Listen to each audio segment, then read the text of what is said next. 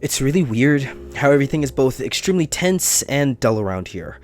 I mean, my life is in constant danger, and we don't even have a solid plan yet, but I can't think about it all the time. As weird as it sounds, I'm tired of constantly thinking about my chances of survival, and when monsters aren't crawling across your window, you don't have that sense of urgency. You don't really get anything at all. It feels like you exist only to react to them, interact with them, and maybe eventually end up as their lunch. Over the past couple of days, I've received a lot of advice from Florida, oddly enough. You guys have it pretty rough over there. I still wish I'd be there, though. At least you guys have colors. Everything here is so gray that I want to poke my eyes out. We prepared for food and water shortages, but there's just some things that we didn't consider. For starters, there's 2 dead bodies in our building, and they're starting to rot. When the guy who got poisoned died, his widow kept his body in their apartment. She dressed him up in nice clothes and laid him on their sofa. We even suspected that she spent some water to wash his body, but 2 days ago, she came to us asking for help. He was starting to swell up and smell. It was a weird sight. Seeing him lying there in that tranquil pose, arms on his chest, on that tidy sofa under a painting of a river, yet so swollen and purple. It seemed that the toxin continued to work on him, because the smell was just unbearable. In the few minutes that I got there, it was making me want to vomit. And knowing that it was a human body, something that was a living individual just some time ago, was making it even more disturbing. She wanted us to take him to the basement, but Maxim objected.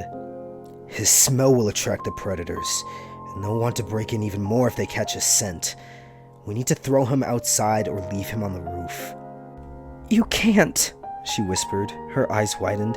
It's not Christian-like. He deserves a burial. She leapt to her husband's carcass and raised her hands, letting everyone know that she won't let us take him. You can't, she repeated in a shrill voice. I won't let you. Get the hell out of here. I won't let you do it to him. We silently surrounded her. Nobody wanted to force her away, but we knew that it had to be done. The man's dead body was compromising the safety of the living. Maxim wordlessly grabbed her by the wrist, and she screamed and tried to break free, but Maxim wouldn't budge. When she realized that she couldn't overpower him, she switched to defense, clawing at him with her free hand. But Maxim didn't defend himself, choosing to stoically endure her assault, giving her the opportunity to take it all out on him, and only tilting his head back so that she couldn't gouge his eyes out. Take the body and throw it out the window, he said before dragging the woman to the kitchen so that she couldn't get in our way. In a last-ditch attempt to resist, she grabbed onto the door, but Maxim yanked her away from it. Her grip was strong enough to leave scratches on the door's wooden surface, and one of her nails was left edged into it. We wrapped his body in a blanket. It was easier to carry him that way, both physically and mentally. We carried him to the roof. One of us said some prayers, and we tossed him over the edge. We didn't even look at how he fell. We only heard the heavy thud when his body collided with the ground and rushed to safety before the crawler showed up. Looking back, I don't feel guilty about what we did. But I feel guilty for not feeling guilty, if that makes sense. I should have felt something. A few hours later, when I looked out the window, the body was already gone. The second body, the one of the man who got mauled in his apartment, was left right where it was. We knew that the door to the apartment could cut off the intruders, so we didn't bother to do anything about it. I've talked to Maxim about the welder and my plan to get his tools. He liked my idea, but warned me that there was nothing that we could do at the moment. Sneaking in would be dangerous, and we didn't know where to look. It's dangerous to confront them, he told me. They're armed, and they can overreact to us entering their territory. Maybe we should just let them know about our plan. That way, they'll cooperate. I reluctantly agreed with him. But back then, we didn't know that the time for negotiation was already up, that those scumbags had already made up their mind. Because yesterday, when I walked up to the 5th floor to kill some time with Natasha, I found, to my horror, that the door to her apartment was wide open, and that there were signs of a struggle taking place in her hallway.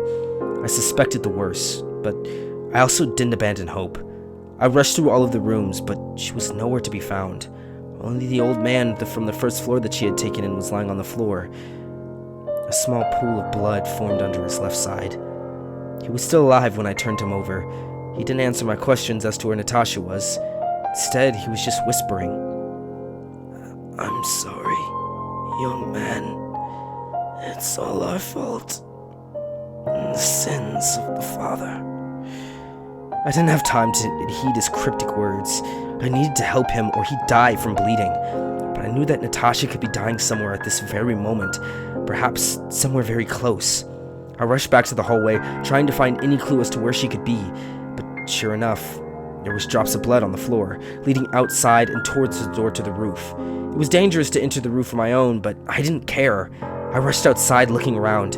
Nothing.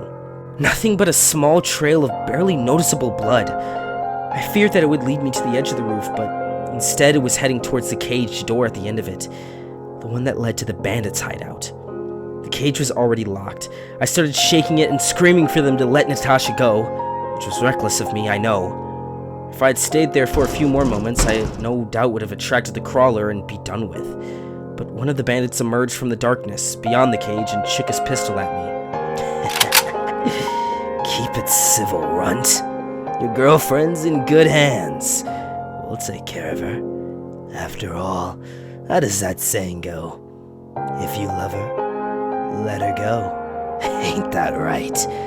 He gloated, and I spat in his face. When he lifted his gun, I turned around and ran away. I heard a few shots behind me, but luckily they missed, and the man must have decided not to spend more ammo on me. I had to act quick. I didn't even want to think what they were going to do to her. Every minute counted. As I was running down the stairs, I was calling out for the men to gather up, hollering at the top of my lungs. And surprisingly, people started leaving their apartments to see what was going on. They could hear the urgency in my voice and didn't want to miss an important announcement. Never had I been so glad to see the faces of my neighbors before. Just 2 minutes later, I had told them what had happened. 2 women rushed up to the 5th floor to help out the old man. "Some militia you are," some old woman in the back row said. "Can't even protect us in our own homes." "Shove it!" I yelled in her direction, and surprisingly, there were no ready retorts. "Hey, kiddo, what's going on?" Maxim stepped through the crowd of people to see what was going on. I told him what had happened, and his eyes turned bloodshot, and his fists trembled with fury. "Those scumbags! That settles it!" he hollers. "Men, gather up! We're going to take her back!" He confidently hurried towards the roof, and I followed. I could see that the other men, even those who were reluctant, followed after us. We headed straight to the door on the roof, the same door where just a few minutes before, I'd almost been shot. Now, I wasn't alone. There was at least 10 men with me now. It didn't matter if we probably couldn't break through the gates. What mattered was that when there was 10 angry men that showed up at your doorstep, you listened to what they have to say. "Open up!" Max shouted through the cage gates. "Open up or I swear I'm gonna break these down!" "What's all the ruckus?" The same man who had been shooting at me before walked up to the cage. While he looked confident, his earlier smugness was gone. "Give us back the girl, or we'll feed you to those monsters outside!" Maxim hollered. The bandit raised his hand in a mocking gesture of fear. "Easy, Pops. We just took a girl for a night out. No harm in that, right?" Maxim kicked the cage in fury, and the man on the other side jumped in surprise. It was now clear that he was feeling tense, and his calmness was just an act. "Now! If you think we can't tear these down, then you're very mistaken," Max shouted. "Calm down, Pops. I was just joking, okay? We could all use a bit of humor these days," the man said, doing his best to keep smiling. "I'll go look for her." He disappeared. I was getting more and more anxious. Who knew for how long she had been in there? Who knew what they had been doing to her? Every minute counted. We heard some arguing coming from within, and then the men were shouting at each other, but due to the echo, I couldn't make out what they were saying. Thankfully, I didn't hear Natasha's screams. The shouting subsided, and then a few minutes later, a man walked up to the cage, separating us, and I could see Natasha behind him. She had a nasty bruise under her eye and dried up blood on her lip, indicating that she must have been bleeding from her nose. Thankfully, her clothes were intact, with no signs of tear, and there was a strange spark in her eyes that seemed almost out of place. A spark of enthusiasm and determination. "Here's your girl," the man grunted, giving her a push towards us as she was passing by him. We didn't do much to her. See? Now scram! And her food? Maxim inquired. Ha! What are you talking about? It was a down payment for keeping her safe with us, was the man's reply as he closed the door and walked away. Maxim grunted, and I could see the fury in his eyes. To him, it wasn't over. He wasn't going to let it slide. Something unknown in the distance roared, and we hurried back to safety. How are you? Did they? I asked Natasha once we were inside the building, but she raised her hand to stop me. I'm fine. Don't worry about it. The leader got scared when he saw that asshole bring me to them. He suspected something like this would happen. How did they get you? I asked her another question, but she shook her head. They lured me out, pretended to be one of the tenants from the next flight of stairs, told me that they were looking for some aspirin. It doesn't matter. She lowered her voice to a whisper. I found him. I found the welder. You did? I was genuinely surprised at such a development. Yeah, he lives on the 3rd floor of apartment 73. They told me to go hang out with him while they were deciding on what to do with me. It seems like they're taking good care of him in return for his help. I don't know what happened to the other tenants, though. He didn't talk about them. So, did you talk to him? Did he tell you why he did it? Why did he weld us in here? I asked with anticipation. Yeah. She looked around to see if anyone could hear us. The men were still descending from the roof and going straight inside of her apartment to help her with the old man, who was still tender to inside. He was panicked. He was hunting in the forest for some game when he saw them. He says that there are dozens, maybe even hundreds of them. They're migrating somewhere, and we're on the sidewalk of their path. So he ran home and barricaded us all in here. Of course, that was before he learned about the bandits. Says they moved in just 2 nights before. But why didn't he run away? I wondered. Why not evacuate? Natasha shook her head. He can't. He has a son, and he's completely bedridden. Paralyzed from below the waist, and he's too weak to carry him. No elevators, too. She grunted and shook her head. He thought it would all be over in a day or two, but he miscalculated. I imagined the situation that the man had found himself in, trapping not only himself, but his helpless child and everyone else in this hell. Even though I wanted to feel angry at him, I just couldn't. I told him about your plan. Natasha interrupted my train of thought. He says it makes sense and that he's willing to lend his tools and skills if we find a way to sneak him and his son out. They guard him well, though, and they're on constant patrols on the 4th and 2nd floor. Of course, they mostly drink and listen to music, but, they have guns. I wanted to say something, but then Maxim approached Natasha and put a hand on her shoulder. You alright, girl? Huh? Yeah, I'm fine, Natasha said, leaning back.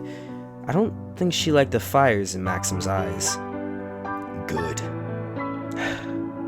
Good, he said, staring into the distance. I have a daughter, Younger than you, but still. He gave Natasha's shoulder another shake. They will never do this to you again, girl, he proclaimed, and I could almost hear the lava of pure anger building in his throat. Or anyone else, for that matter. I've made a decision. We need to strike them first. If you have pests, you gotta smoke them out. He looked at Natasha in the face, and the sight of her wounds made him grit his teeth. Tomorrow, we're going to burn their entire stairwell down.